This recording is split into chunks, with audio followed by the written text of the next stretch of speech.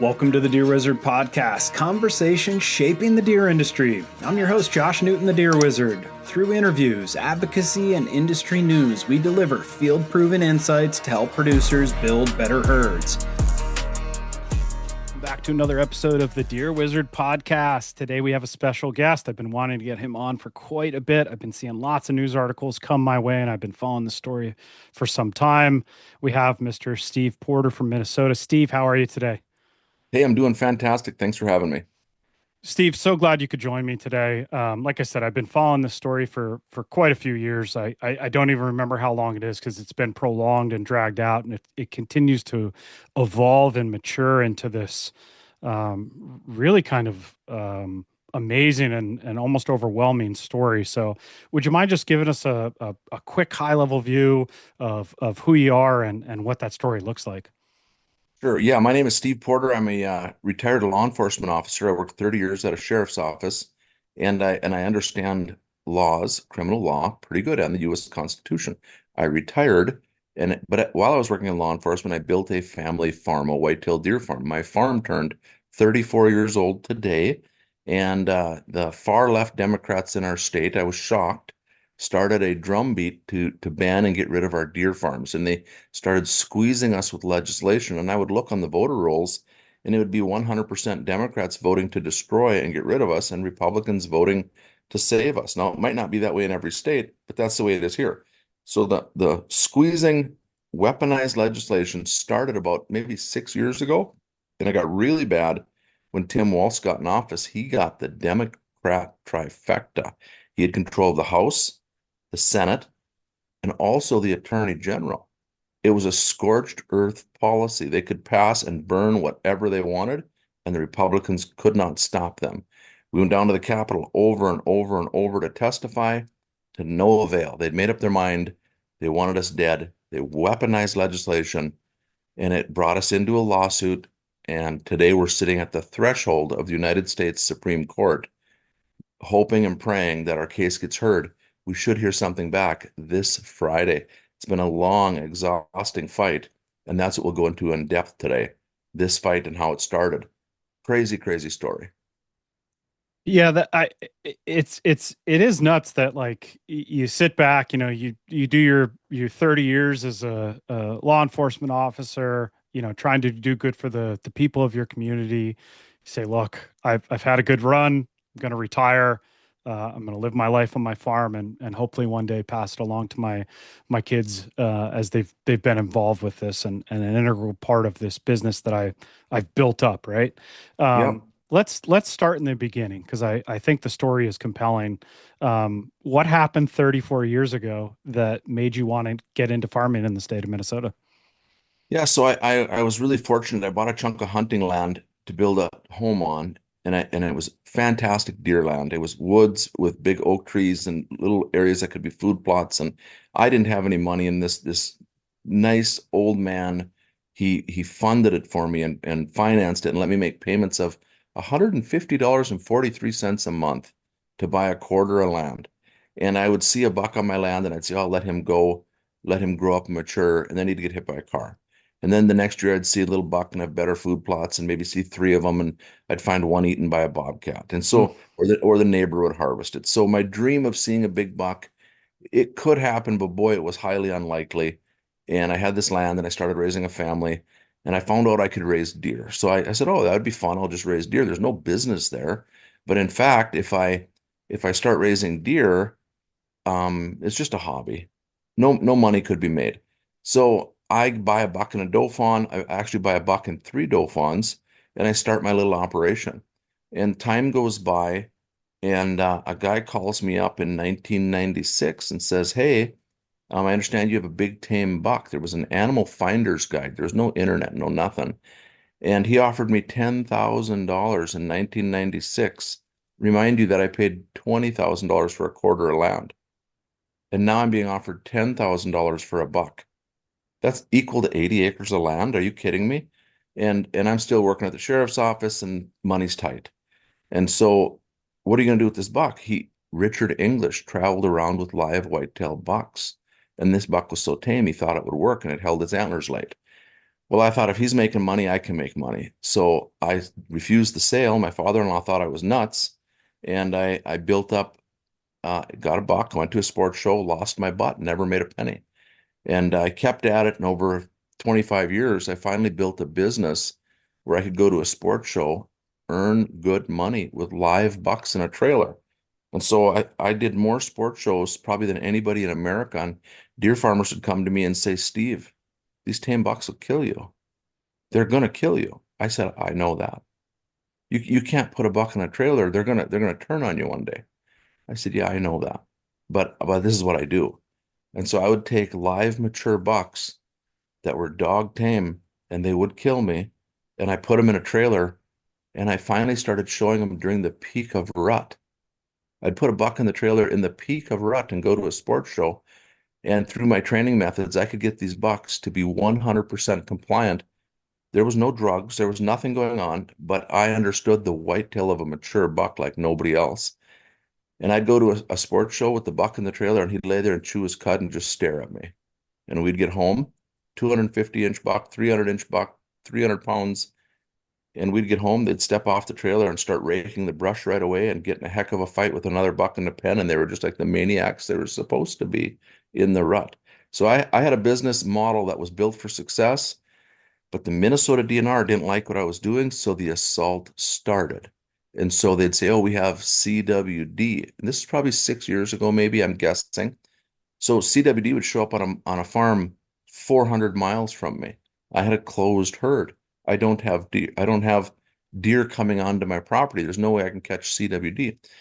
There was a law on the books under the Minnesota Board of Animal Health for quarantine zones, and we were managed by the Board of Animal Health. And a quarantine zone law said that in livestock, if there was a disease outbreak, that the Minnesota Board of Animal Health and the commissioner and a licensed state veterinarian could create a quarantine zone. But the zone must be for the smallest amount of area possible, not to impact healthy farms that had nothing to do with maybe the TB outbreak.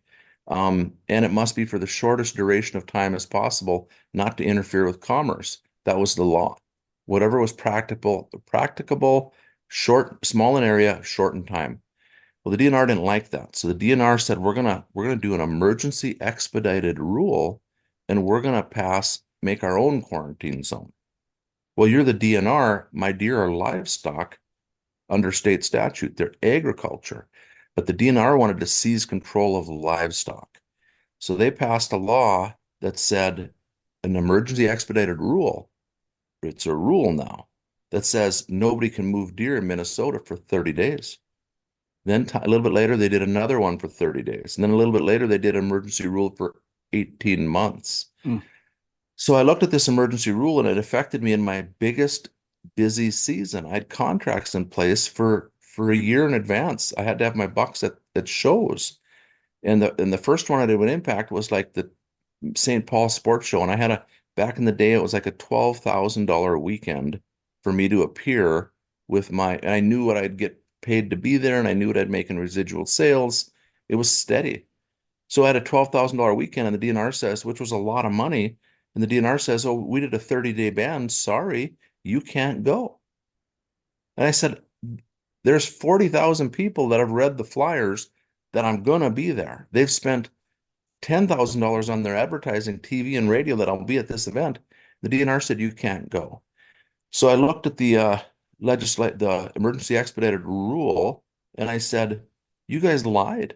You lied on your rule. The Minnesota DNR, you're liars. How did they lie? The statute they quoted that said they had authority that they published at the state registrar's office, the statute they quoted said the DNR commissioner may control domestic animals that might be spreading disease. They may control domestic animals that might be spreading disease. And they took that verbiage and stuck it in an emergency rule and said, here you go. That's our statute. We published it at the state registrar's office, and now we have the authority. And I said, I looked up the statute, and the statute that you quoted, that's awesome. But you didn't quote the whole entire statute, which is fraudulent. What did the whole statute say? The whole statute said The DNR commissioner may control domestic animals that might be spreading disease that have been turned loose, set free, or running at large. There was a stipulation for them to control these animals. My animals in a trailer going to a sport show were not turned loose, were not set free, and were not running at large. This was the law that was passed eons ago, and the legislators said if someone can't control their cows and they're running across this landscape, the DNR can control them. So the DNR lie, leave the last half out, publish the emergency room rule, and say, Steve, you can't go. We're going to fine you. And I said, well, here's the deal. I'm going to go. I'm going to my show. What's the fine going to be? Well, it's a civil. It might be 250 bucks. So for me to say a $250 fine based on a lie that I can win in court or a $12,000 weekend, I guess I'm taking my $12,000 weekend. It was a big deal. Yep. I called up the warden and I said, meet me in Thief River Falls the morning I leave. I want a ticket. And I wanted to choose the location because I wanted to get the ticket in my hometown area so I could go in front of a jury of my peers, farmers. He wouldn't come write me a ticket. I called him, stopped at the police station. My bucks are in the trailer. I'm violating your rule. Come get me. No, he won't do it. I get to the Twin Cities 6 hours further away. Two wardens are waiting for me and they write me a ticket. I go to court. The ticket's dismissed. And the St. Paul attorney said, dismissing ticket in pursuit of justice. He could read the statute and knew it was bogus. The DNR was so mad, and your viewers need to hear this. They were so mad. They want me so bad because I challenged their authority. They took the ticket that was dismissed and resubmitted it, not in St. Paul again, but in Ramsey County. They resubmitted the ticket after I was dismissed. We go through court. Long story short, my attorney calls me up and said we had a hearing. Liberal judge says, Steve, your attorney, the DNR can do whatever they want. The DNR is right. They can shut you down. That's not real. That's not true, but it was a far left attorney. And my attorney then says, we're going to lose this ticket. You're going to be found guilty. I said, great. He goes, well, I'll just get it down to a plea bargain and you'll have a small fine. I said, no, I don't want that. What do you want? I said, I want 90 days in jail and I'll accept nothing less. He said, you can't get 90 days on this, Steve. You brought your deer it's like bringing your steer to a fair. You'll never get 90 days. I said, no, I will get 90 days. And my kids are going to know I fought. At my funeral, when I die one day, they're going to say, Dad really knew how to fight. He goes, well, I can't get you 90 days. And I said, well, I'll get it. Here's what I'm going to do. I'm going to post a video on Facebook, and I'm going to call out this corrupt judge, and I'm going to spend $100, and I'm going to have it go viral around his hometown. His barber's going to see it. The people he eats breakfast with in the cafe, they're going to see it. And I'm going to have him so mad that I'm going to get 90 days in jail. So this is where we're heading because what they did is illegal. The judge is wrong, and I'm not standing for it. But you're telling me I'm going to be found guilty? I want 90 days in jail. He says, man, you sure enjoy life. I said, I enjoy truth. I enjoy justice. I enjoy doing what's right. So we hang up the phone, and 2 weeks later, my attorney calls me back and goes, Steve, they've dismissed everything. What is going on? They dismissed everything for a second time?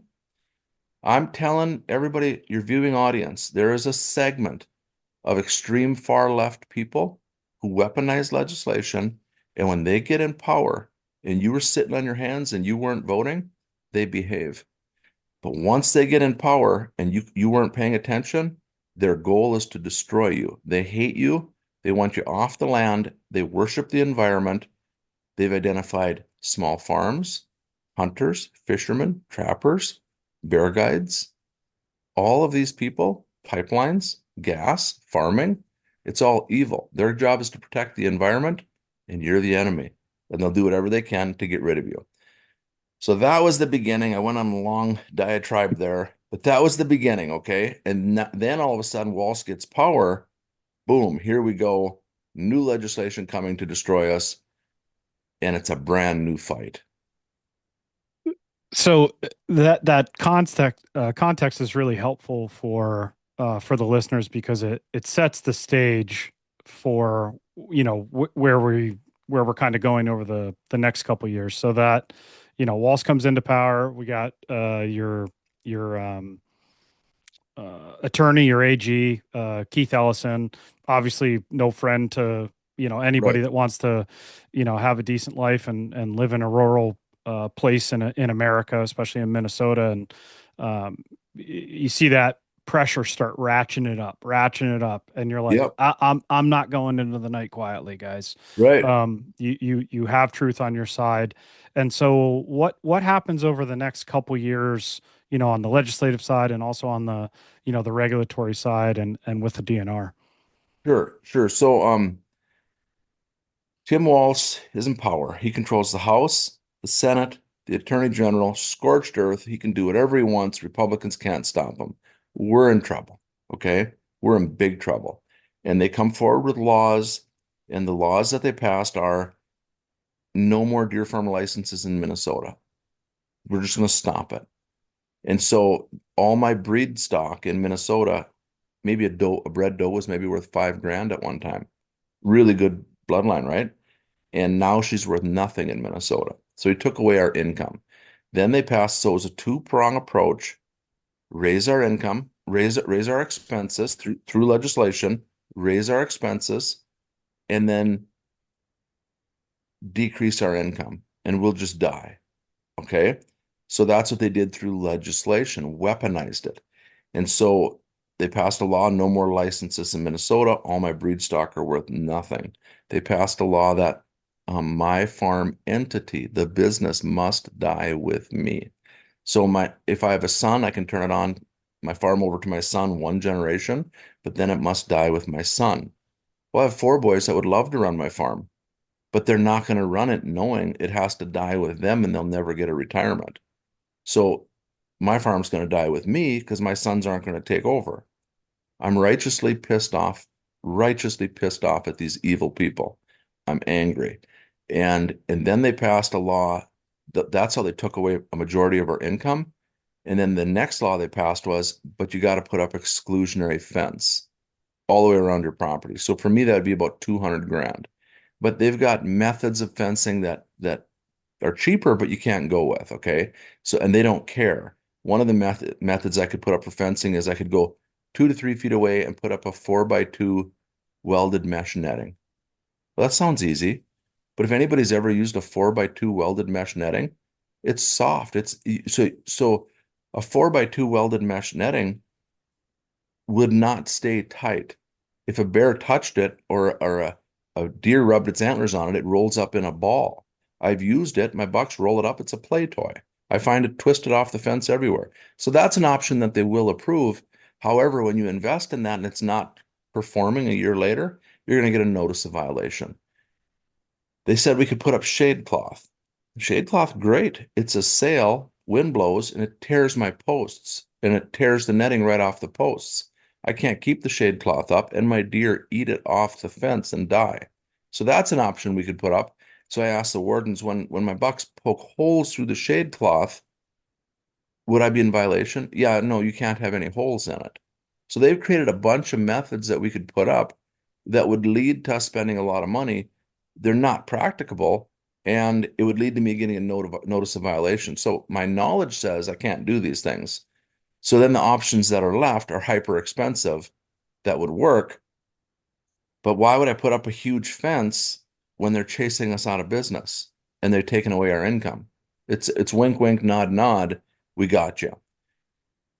Okay, another law they passed is if you in Minnesota statute 35.155 sub 4 says if you get a notice of violation on your license and you can't fix it or you don't, then the DNR commissioner gets to revoke your license to farm and he gets to come on your property and kill your animals, all of them.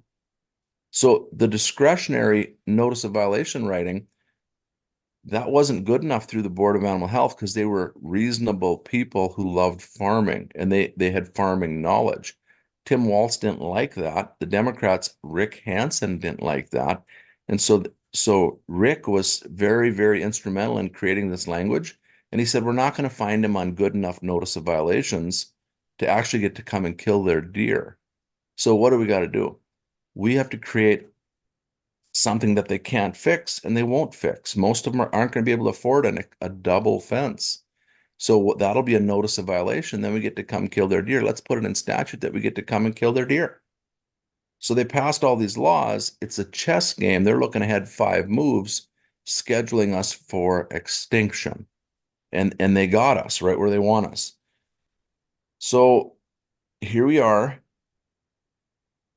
painted into a corner. Stan Tweet calls me up, my good friend. I can tell he's almost in tears. These laws are passed. We're in the lawsuit now, and I'll get into that in a minute. But he calls me up, painted in a corner, and he said, Steve, he said, I got a decision to make. If I raise up all my doe fawns this year in like July of one year, late July, if I raise up all my doe fawns and I have no sale for them, they're just meat does. But I'm going to spend about $500 a piece raising them up to maturity, and nobody wants to pay me $500 for a meat doe. I'm losing money. So I either spend money on doe fawns that I'm going to lose more money on, or I save my money and buy heating fuel for my house this winter. What do you do? I'm going to have to kill all my doe fawns. So my heart broke for Stan Tweet, and he's faced in a decision that they knew through legislation they would get him to. When you drive in Stan's yard, he's got 3 wooden crosses in his yard. He's a Christian man. He was a dairy farmer, couldn't make it with 40 cows, switched over to deer. His land's productive. He's got hunters coming from all over the US, but he's under attack and he's going to end up losing his farm. Okay, so I feel bad for Stan, and I don't want him to be the first pigeon to jump over the first penguin to jump over the cliff, right? To see if the water's safe. It's an emotional roller coaster to have to put down your doe fawns that you've been loving on. So I grabbed my rifle the day I got off the phone with him, righteously pissed off, and I went out into my doe pen and I shot a dozen doe fawns. And I drug them out, threw them on a trailer, just disgusted with our evil state of Minnesota, put them on a cart, and I went on Facebook and I said, "This is where they're putting us." Why did I rush out and do that? Because when I worked in law enforcement, there was a sheepdog that was born within me, and I just want to protect, and I can't stand the corruption. This is wrong. And so I rushed out and I did harvest, didn't even harvest them. I shot them and threw them in a pit, 12 doe fawns. But I wanted Stan to know he's not alone. We're all going to end up doing this. I might as well do it now as well. So that I think made it easier for Stan. And then next thing you know, he sends me a picture of 26 doe fawns Mm. in a pit. Can you imagine the state painting you in a quarter, the evil as a deer farmer, knowing we're not giving you a buyout, we're just going to create legislation. You will kill your animals on your own accord. You're going to kill them. And we're chasing you out and we don't have a penny for you. We have money for to further our agenda of boys and girls sports. We have money for transgender surgeries. We're happy for that. We're going to have licensed officers on your farm inspecting your license requirements. We're going to come down on you so hard. These licenses you hold, we're coming after them. And when you have a violation, we're going to get the Attorney General of the state of Minnesota to prosecute you. The Attorney General is coming after you civilly. He's going to draft up stacks of paperwork, spend months coming after you guys. And then we're going to schedule a trial for not putting up exclusionary fencing. And the Attorney General will prosecute you on a 3-day trial. We're coming after you farmers. But all the Somalians that have a license in the Twin Cities, yeah, we're not going to inspect their license. They're going to take $9 billion from the taxpayer. We don't have a cop available or any inspectors to go see if there's any kids there. And the Attorney General will not prosecute these guys. But you deer farmers, get in line. We're chasing you out of business. This is the corruption.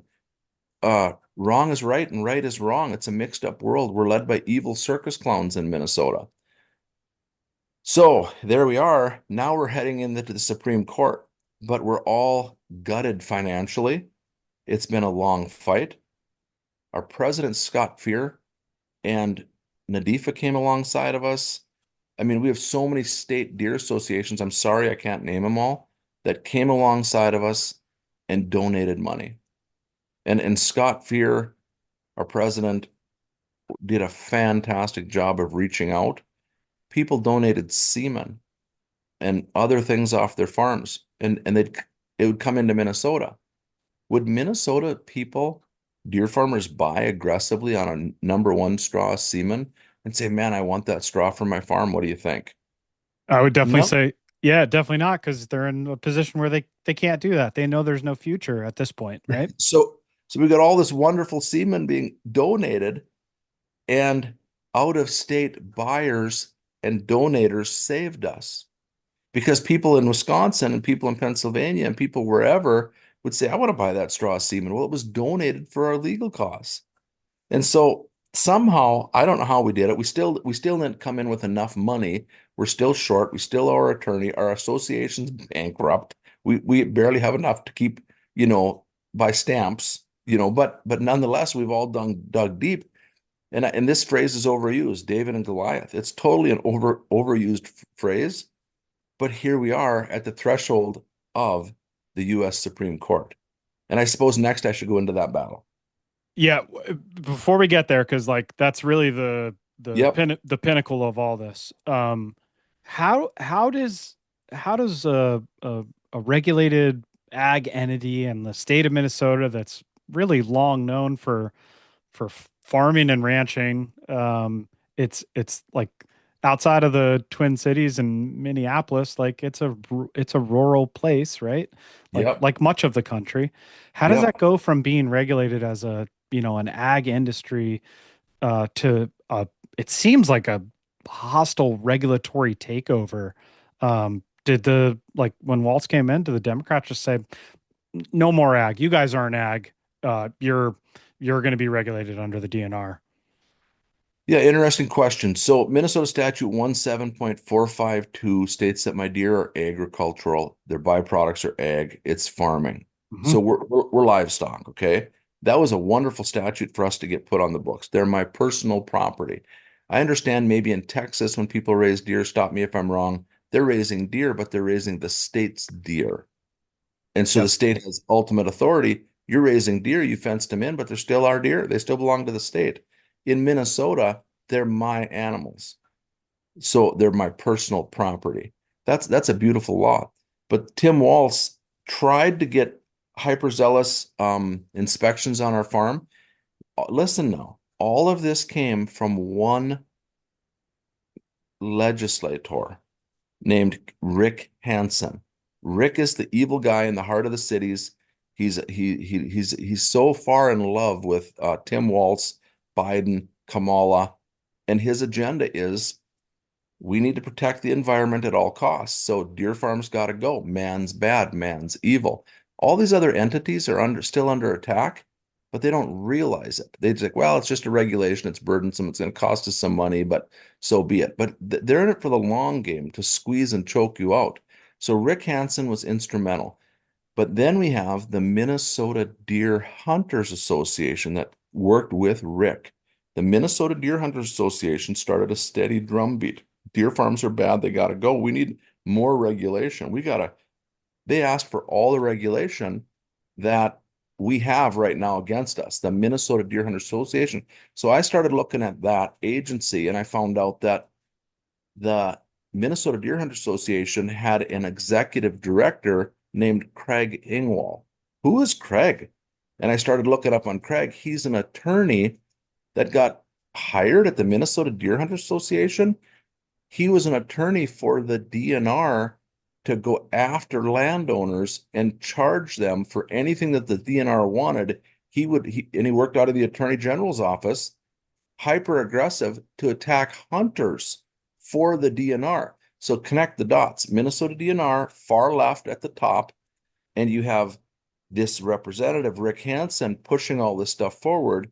And then a DNR attorney hijacks the Minnesota Deer Hunter Association and he starts quizzing his members who don't know any better. And he says, "Do you think the deer farmers need more regulation because they're spreading CWD? Look, it's been found on farms."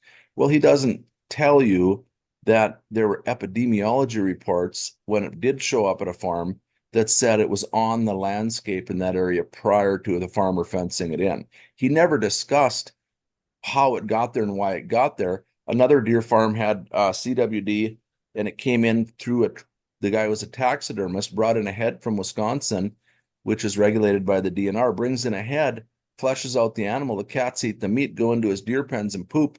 The deer eat the grass vegetation, the deer gets CWD. He didn't import a deer onto his property. There was zero tracebacks. The CWD came in through a DNR regulated taxidermy practice. So Rick Hansen and Craig Ingwall, they start the drumbeat. Deer farms are bad, but they're just misleading all the information, and it doesn't matter. They have an agenda. So I start a Facebook war with MDHA. They're pushing for this stuff, and their leaders corrupt, and they're hemorrhaging members left and right. But MDHA is also supporting the DNR in massive culls of wild deer. They're culling off massive amounts of deer. They're culling deer in March, shooting pregnant does. People in the locker plant are laughing and holding up dead fawns that are a month away from being born and throwing them in the garbage. And that's the name of progress, is to kill off all these wild deer, and we'll slow the spread of CWD. I got the public with me. And I want to say before I make this point, I knew I had to unite hunters with me, because we'll never win if we don't get the rural hunting farming support. And these people are being attacked too. They just don't know how to organize and stand up against it. So I exposed Rick Hansen for killing off too many wild deer and killing fawns. A guy all of a sudden sends him a message. I don't condone it, but he says, you crooked SOB, I ought to put a 243 round through your chest. Wait. I didn't ask for that. I don't want that. But nonetheless, MDHA panics, and they realize they've got can I say this, a shitbird working for them, Mm. and they're going to fire him. So I did end up getting Craig fired. And then they hired a new executive director that's further left than Craig. His name's Jared Mazurek. So Jared picks up right where the other guy left off, and starts with the assault on our industry, works to get these laws passed. And then I start Facebook videos, and I said, Minnesota Deer Hunter Association attacks agriculture. And they say, you're not agriculture. Yeah, we are. So they're hemorrhaging more and more and more members. They took a shot at us. I'm shooting back. And so it's been fun, because in 30 years of law enforcement, I had to dot all my I's, cross all my T's, get a complaint ready, get my reports to the county attorney. All the evidence needed to be flawless, and I had to do things well organized. But now in this fight that they drug me into, I don't even have to be well organized. I just get to sling and fire and throw things, and they got to reap the damage. And what do I mean by that? They have to explain to their members at MDHA who have cows and horses and sheep that, well, deer farm's not really a deer farm. We're not attacking them. And then their rural farmer members of the club say, they are farmers. What are we doing in this? And they're hemorrhaging more members. You see what I mean? I have had so many people reach out to me and say, Steve, we love the way you fight. We just love it. And then I get some people who say, yeah, we don't like the way you fight, Steve, and I'm a deer farmer. And I think you're doing it wrong. You're drawing a target on your chest. They haven't been in a fight. I left the fight after 30 years of law enforcement. I walked away from the fight. And they said, oh, we're putting a target on your chest. We're going to steal your farm. This is our long game. And I'm aware of it. And so I left the fight from law enforcement. They drugged me back in. They put a target on my chest. And I'm fully aware there's not one thing I can do or say to make the Minnesota DNR, Rick Hansen, MDHA leadership hate us more. Well, how can I say that? Because they passed laws to kill our industry, and we're shooting doe fawns and throwing them in a pit. What else? What can I? There's nothing I can say to make them. I tried to have meetings with these people. Can't have a meeting. They're just dug in, and this is what they're going to do. We failed. Ask any other deer farmer. We tried and tried and tried to have meetings. You can't do it. And so I do get a little bit of criticism every once in a while from a deer farmer who doesn't understand, or a citizen who doesn't understand the depths of our fight. But I think it was Thomas Jefferson that made a quote, the man in the ring, look it up, the man in the arena. And he says it's typically a weak man who criticizes another man for the way that he fights. And that man's not in the arena. He's got no skin in the game, but he's going to criticize the man who's fighting for his life. Doesn't make any sense. But the Yeah, fight, go ahead. I was going to say there's a lot there. It's so interesting. It sounds like the cudgel or the hammer that these folks are using is the CWD issue or chronic wasting disease, kind of as their impetus or unmitigated pursuit of putting you out of business. Correct. And um, it the other part that's interesting is that, and I think this is really the crux of the matter, is if you just replace the word deer with cow Yep. or horse or goat or sheep or chicken or some other uh, livestock animal, those industries are potentially going to be affected by this, and they may already be, right. And Yep. I think it's a really eye-opening story that you're sharing that probably resonates with those folks. And I, much like you mentioned, doing 30 years on the force and then just wanting to live your life. Yep. I live in that same world, right? And like almost all the people I deal with in my life, that type of lifestyle resonates with them.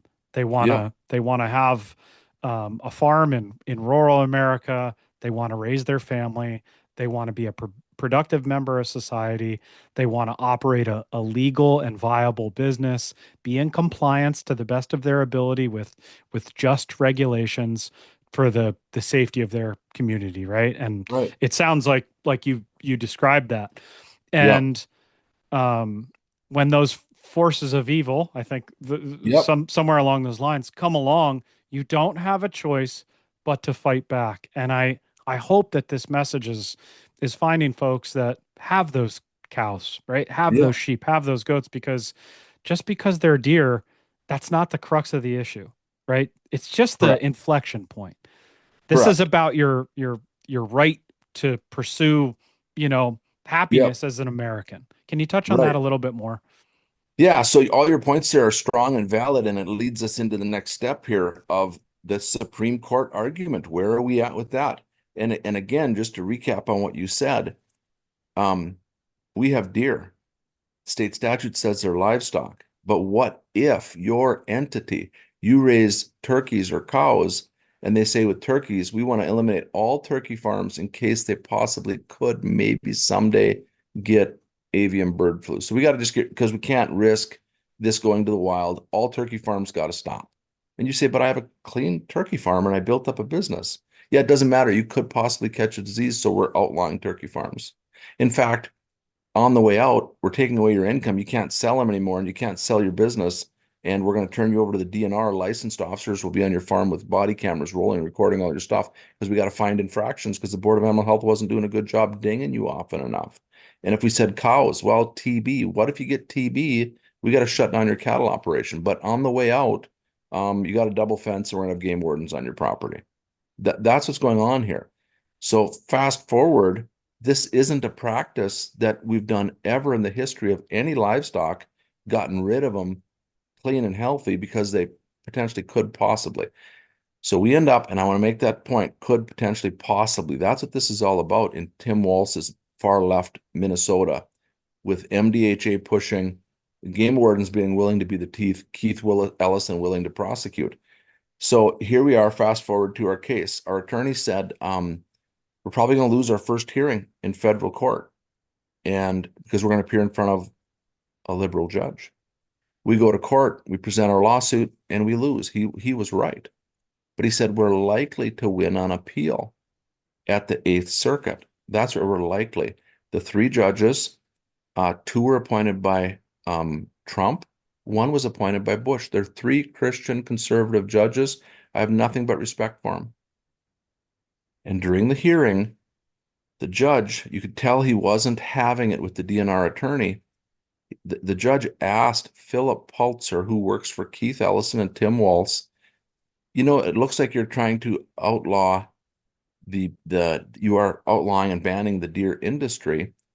Could you ban the beef industry in Minnesota as well to protect Minnesota from global warming?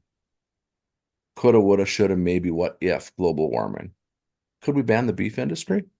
And the attorney says, yeah, I think we probably could. There is no fundamental right to farm.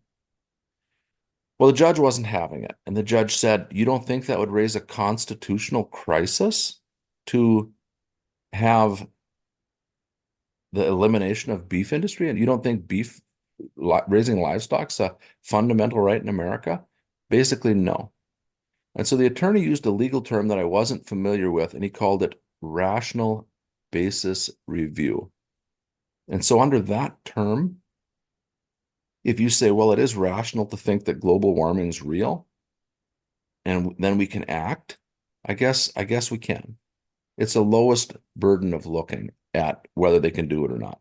But the level that should be used is strict scrutiny. Is the threat real? Global warming, and then can we ban the beef industry? Strict scrutiny. The Eighth Circuit applied rational basis review, and they said Tim Walz has the right to grant you the right to farm, and he has the right to take it away. And there's nothing you can do. Well, we got that decision back, and I'm a good judge of character, and I heard these judge handing it to this attorney. They were clearly on our side, but in a 3-0 decision, they ruled against us and said there is no fundamental right to farm.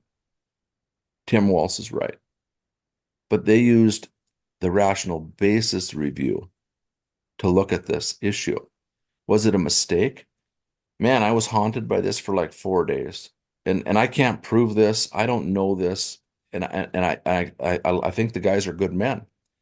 But in my opinion, I think these three judges, and people say, there's no way that happened. Steve, you're wrong. We're going to find out on Friday. I think these three judges kicked the can down the road and hoped and prayed that we'd go to the Supreme Court, because a decision at the Supreme Court would have more teeth to protect the American farmer than a decision at the Eighth Circuit. And this is such a big deal. We need to win at the U.S. Supreme Court. And I think these judges said, you know what? It can die here, but the Supreme Court created this mess. They can fix it. It's their problem. There's no fundamental right to farm.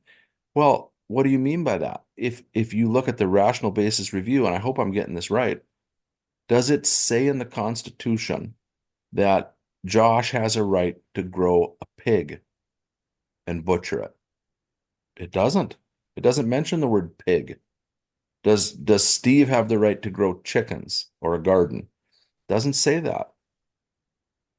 But it does infer, if you read the entirety of the Constitution, that I have a right to pursue an occupation, that I have a right to pursue financial freedom, that I have a right to pursue life, liberty, prosperity. It says that, but it doesn't mention the word pig. So the Supreme Court is going to maybe hear our case. We find out on Friday. In the fight, the fundraising by Scott Fear and all the people that donated, all the states, all the seamen, it was incredible. And so I'm just, the people listening to this, when someone has a fight, the people that donated, you know what they realized? We need to stop this in Minnesota. We need to stop it before it comes on my doorstep. Fantastic. And they donated heavily. They helped us make money, and we need to win, and we need a victory. And so now all of a sudden in this fighting, I literally spent months on the phone, months sending emails. It's consumed my life for 5 years. People have no idea the depth of the fight that we've been in.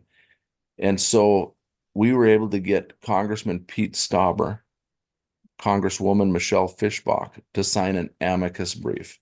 It's a friend of the court, a letter to the Supreme Court saying, I'm not directly involved in this fight, but I can tell you the decision on this case is going to be having national implications, and we're interested in the outcome because it's going to influence other industries, other legal decisions. So we're interested, and this is why you need to rule for the deer farmers in this case. So two congressmen came alongside of us. The North American Deer Farmers Association, Sean, came alongside of us. They've donated 2, 3 times.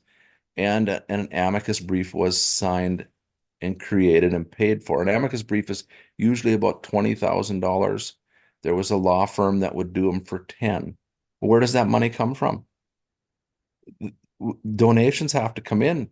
They just have to. Can I write a check for an amicus brief myself and just say, here's 10 grand, let's do one? No, I can't. I'm a plaintiff. That would be wrong. I can't do it. But the money has to be raised elsewhere from people who are not directly involved in the case. Mm. So NADIFA came up with funding, amicus brief, and then there was about 20 entities that came alongside of them. Entities meaning the National Egg Layers Association, Oklahoma Livestock Producers Association, and they're all listed on the Supreme Court website. So now the Supreme Court will say, hey, look, the National Egg Growers Association came on board. This is important to them. Who else came on board? The Cavalry Group. Mindy Patterson came on board, and they presented an amicus brief on their own accord. Incredible people, dynamite, powerful, thinking all the time. I reached out to Congresswoman Harriet Hagman. I talked to her chief of staff out there and wanted her input. Why did I reach all the way out to Wyoming? A congresswoman out there. Because she is a constitutional scholar and she is a go-getter. And when I was talking to her staffer, I said, if there's any other way to fight that I'm missing, I need your input. And tomorrow's the last day to file, the 20th of November it was. I was talking to her on the 19th. Tomorrow's the last day to file, intent to file an amicus brief notification to opposing counsel. You had to get that in by the 20th. I'm talking to Harriet Hagman on the 19th. And then I was texting back and forth and calling, and I called back again that day. And the staffer says, Harriet's on the phone with Pete Stauber right now. And I said, do they have a better plan? And she says, let me see what I'm at liberty to tell you. Mm.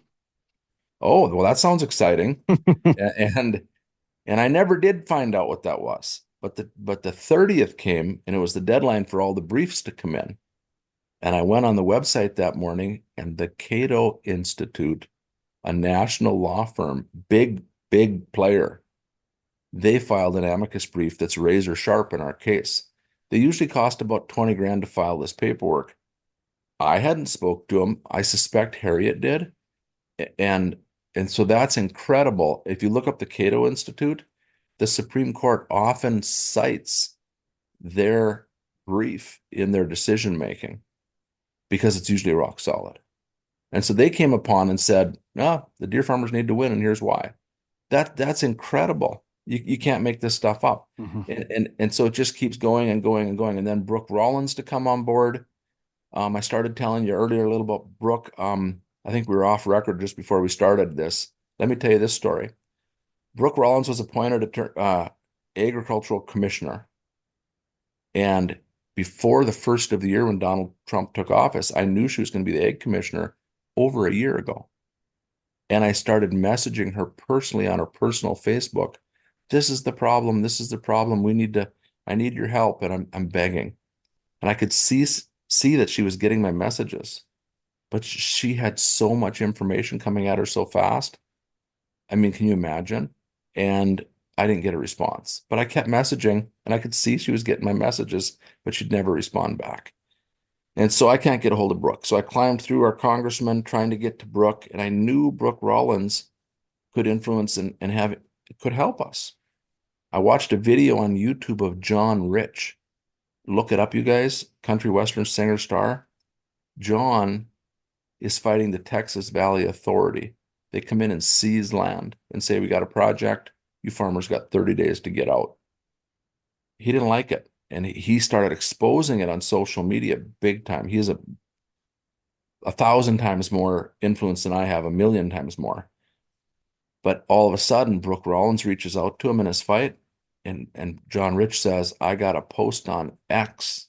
And Brooke Rollins said, I'm on it. And they won. That was incredible. I knew I needed Brooke Rollins. I can't get a hold of Brooke Rollins. I put a $2,500 cash reward on my Facebook site that I'm going to pay. And I said, anybody that can get me in touch with Brooke Rollins, I'll give you 2,500 bucks if she contacts our attorney. And I blew up the internet. Couldn't get it done. Failed, fell flat on my face. So I've been working trying to get a hold of her. Hundreds of messages, phone calls, climbing the ladder through Washington. Can't make contact. And then about 50 people throughout this fight, when I'm very active on social media, messaged me that didn't see the reward video when tens of thousands of people did. And they said, I got a good idea. Have you ever thought of contacting Brooke Rollins? And I said, that's a great idea. It's all I've been working on. Do you have her phone number? Yeah. And I'd never hear from the person again. Yeah. So 50 people, good intentions. They're joining the fight. They're donating.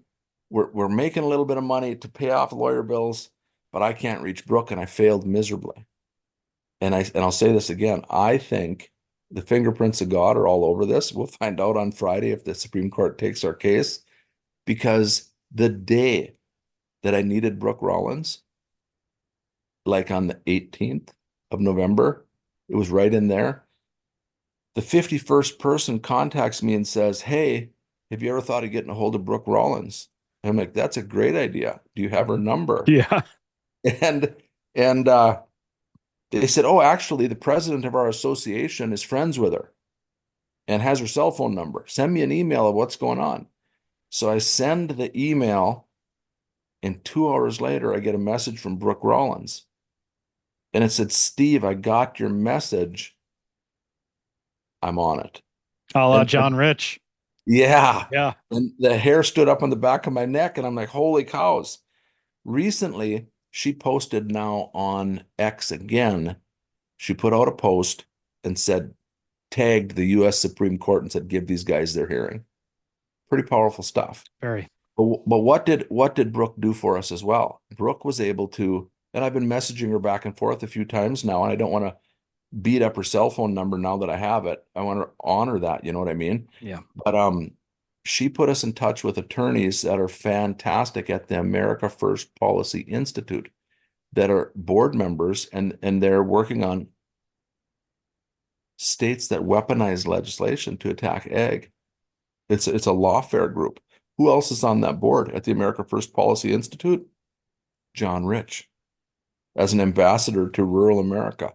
So I'm almost humbled beyond belief to think that we could win this, because I said I think the fingerprints of God are all over it. But here's why I'm humbled by that. Because with all the turmoil that's going on in the world right now, can I say that God cares about deer farms? With all the turmoil that's going on, it doesn't make a bit of sense to me that we could win this thing. And we could win. So it's crazy. We're going to find out on Friday.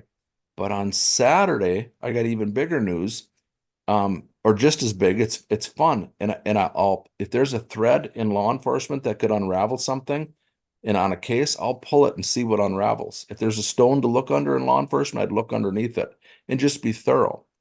So here we are in this fight. I got the game warden on my farm harassing us, trying to run us out of business, hyper zealous, wants to ding us. And I told the game warden, tongue in cheek, I said, hey, if we get a new governor, do you think we'll get a new DNR commissioner? And he says, yep, yeah, probably. I got the phone right up in his face. I'm being obnoxious, expose light on evil, and it usually flees. This has been tough. And I said, if we get a new DNR commissioner, I said, I got to tell you something. I've reached out to two governor candidates, and I've told both of them running for governor that I want to be the next DNR commissioner. So I could end up being your boss. And now you're out here being a prick to me. How's it going to be when I'm your boss? And I'm saying it tongue in cheek. I'm joking, just having fun. But if you're going to dream, dream big, right? Mm-hmm. So I turned the camera back on myself and I said, for all you Republicans out there watching this video, when you have the governors lined up and you're doing a debate, you need to ask the governor candidates, all 8 or 10 of them, is the Minnesota DNR out of control, attacking agriculture, lobbying to end agriculture, ruling them with an iron fist? Do you think the DNR is out of control? Ask the governor candidates. And if they're out of control, would you appoint Steve Porter to be the DNR commissioner. I'm saying it tongue in cheek. Sure. I get the game warden out of my vehicle. 2 days later, a guy from the Morrison County Republican says, "Hey, Steve, on January 10th, this Saturday, we've got all the governor candidates lined up. We want you to come down, speak to the governor candidates. We'll give you about 15 minutes, explain the fight and the attack on rural America through the DNR. And we're going to ask the question, are the DNR out of control? And if you're elected governor, would you appoint Steve Porter to be the DNR commissioner?" You can't make this stuff up, you guys. What would happen if we win at the Supreme Court? My son takes over my farm. I'm appointed to lead the DNR. Maybe it's a pipe dream. Maybe there's zero chance of any of it happening, but there is a chance, and we're going to find out. And if I announce on Friday that the Supreme Court ruled against us, man, all my intuition's been wrong, and I'll be bummed. And then if we lose at the Supreme Court and they don't take our case, I'm going to lose my license. No doubt about it. And then my farm, what's going to happen then? I have more avenues to fight on. What other avenues? The Minnesota Constitution, Section 13, Article 7 says a person may peddle the products that they raise on the ground that they occupy, no license required. So the state of Minnesota put it in their constitution that we have a right to farm and sell farm products off the land we occupy. No license required. So they're going to take my license, but then they have a contradicting statute that says once I lose my license, the DNR get to come in and kill all my private property. But that's in direct opposition to the Minnesota Constitution. So they're going to have to get a court order to come and kill my deer. If that's the way the path turns, I could farm for the next 20 years with no license and just offer hunts off my property. I don't know what's going to happen. If I totally lose my farm, I'm okay with that too. I'm retired. I have a retirement income. I'm just going to go sturgeon fishing and walleye fishing and do some hunting and fade off into the sunset. But one of our former presidents said, he had a quote, "The duty is ours." What was he referring to? He kept bringing forth anti-slavery language. And a colleague said, "Why do you do that? It fails all the time. You keep bringing it forward and putting all this work into it. It's never going to pass, this anti-slavery language." And this president said, or he was a senator at the time, said the duty is ours, but the results are up to God. So the method in the fight is we're going to fight on every inch of ground that we have.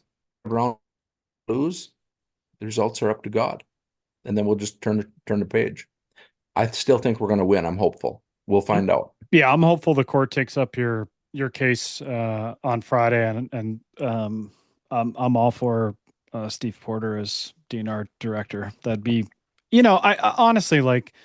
There's just so much common sense that's involved in what we're talking about that has just been thrown out the door, Yeah. and I feel like every time I look around outside of my own little bubble of a farm, somebody's coming after me for something, right? Or it Right. just you feel that way, Yeah. like this is the land of the free. And we're, Yeah. we're you can say these things and a lot of times like they can feel like platitudes, right? But Yeah. like at the end of the day, it is there is this I get this sense of feeling that like there are just people that just despise every aspect of human activity, Yeah. right? And it's Yeah. it's it's just so foreign to I think what so many people I know believe, right? And they feel Yeah. just inherently in their bones. It's like born into us in our DNA. Yeah. And I think that your issue speaks to this on a massive scale. And we're trying to support you over here, and we do wish you well with those endeavors. And obviously it sounds like there's more to come regardless of the outcome.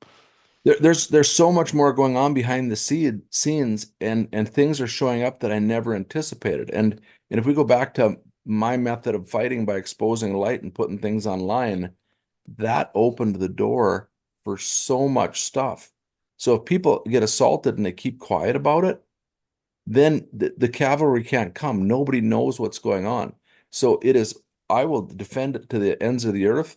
It's okay to go online, be aggressive, don't take an ounce of crap, and expose what's going on. And some of the stuff I do is tongue in cheek. It's a little bit of antics. It makes for good viewership. But if I was lukewarm and monotone and didn't do anything, I wouldn't have 95,000 followers. So we're enjoying the fight. We're going to keep doing it that way. Um, but what else has come our way in this fight that I didn't expect? Okay.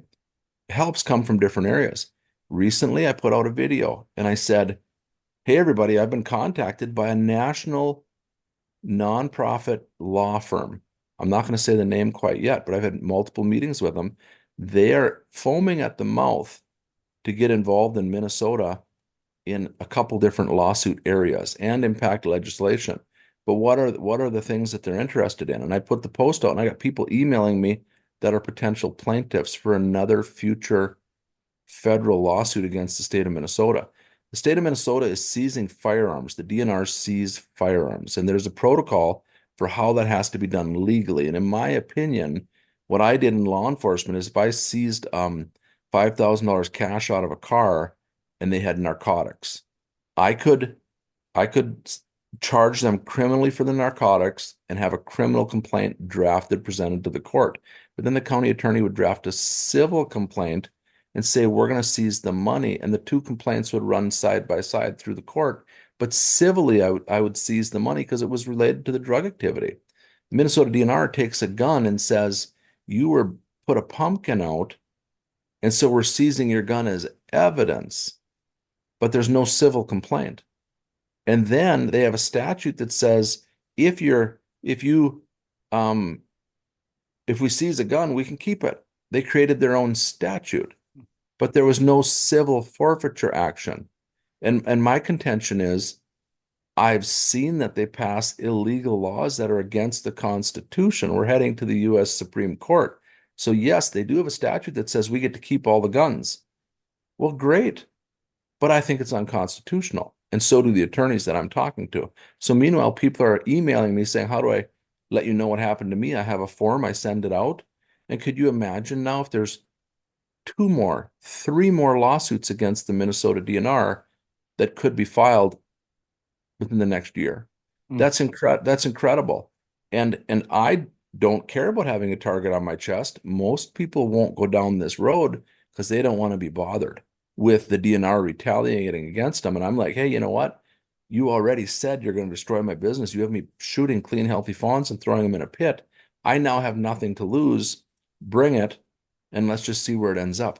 The other thing they want to put light on is the open field doctrine. You're out hunting on your private property, and you've been quiet on that land all year. You got food plots. You tiptoe in there 2 hours before the sun comes up. You're nestled in your tree stand. And at an hour into sun up, the game warden walks onto your property and starts talking to you at the base of your stand and says, I'm here to check your license. And then he's going through all your stuff and he ruined your opening morning hunt. Do they have a right to walk all over your land? Well, the open field doctrine says they do, but Tennessee got rid of it. Michigan's working on it. I think, did Pennsylvania get rid of it? Another No, state did. Alabama's got a fight going on, I think, about it, or Mississippi, one of those. Yeah, Mississippi maybe. So Yeah. so we want it to disappear in Minnesota. We want it gone. But when I talked to the attorneys, I said, listen to this. I said, they've hijacked our license, turned us over to law enforcement. It's not the open field doctrine, but what the Minnesota DNR is saying is, we're coming on your property, Steve, and we're bringing a body camera and a gun and powers of arrest. And if you don't talk to us and you remain silent, we're seizing your license to farm. So you don't have the right to remain silent when you talk to cops. We're going to seize your license. And then you don't have a right to ask for a search warrant on your private property, because if you do and you don't let us on, we're seizing your license to farm.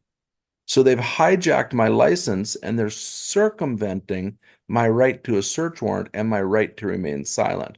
They're circumventing it. Well, do I think this is unconstitutional? I arrested probably 30 sex offenders, 40 in my career that molested kids. Every sex offender had the right to remain silent. Every sex offender had the right to ask for a search warrant. But deer farmers in Minnesota, they don't have those rights. We're lower than sex offenders. And so this is 100% unconstitutional. And they can say, well, Steve, it's in state statute. We have a right to come on your farm and inspect your property. Yeah, I got it. Minnesota doesn't have a constitutional czar. There was nobody checking the statutes as they were being written, and you guys pass unconstitutional law. And the only way it ever gets challenged is when it goes to the US Supreme Court or it gets kicked down. People have to challenge these laws. So, what is the burden of proof to see that a law is not unconstitutional if it ever gets challenged? Otherwise, people keep getting fines and tickets on a law that's unconstitutional. This is insanity. But that needs to be looked at as well, what Minnesota's doing, and what would be a better way to fix all these problems. Go into court, fight, fundraise, fundraise, or I just get appointed Minnesota DNR commissioner and we have a house cleaning day. That would be a fast way to straighten out a lot of these problems and get them fixed. So this Saturday, I'm going to speak to the governors. I don't expect them to say, yes, we'll appoint Steve. It's too early. I have a lot of friends and I have a lot of enemies. I got a target on me. But the people running for governor candidate need to know there is a solution. Appoint somebody strong and let's rein this agency in that wants to attack everything that we do. That sounds good to me. I think that generally speaking, the idea of wildlife agencies is a good thing, right? Having Yep. common sense regulations where people can Yep. go out and pursue game in the field safely and Yep. ethically. That sounds fine. But Yep. beyond that, um, that's not the purpose of what those agencies do. So And I'll say this, the Minnesota DNR is most likely filled full of patriots that care about the Constitution, they work hard, they do whatever. But they're easily hijacked when they have far left people at the top. The game wardens are in a pickle. Hey, I got to do my job, or I don't get to, make a living and support my family. I'll just do what I'm told. Okay, we got a problem. So they're probably filled with good people, but the top's got to go. yeah. Well, Steve, I really appreciate you coming on, sharing your story. I think it's a good one. Please feel free to come back on. Let us know how Sure. you're doing with your legal battle that you've been kind of spearheading. It's always great to speak with you. Sure, thank you. And then if people want to watch for updates directly, it's Steve Porter's Trophy Whitetail on Facebook. We're still in business. We're gonna have hunts this fall. We're growing fantastic 400-inch 2-year-old bucks. Our bloodline's incredible. Check us out on Facebook. And with that, ladies and gentlemen, stay tuned for another episode of the Deer Wizard podcast.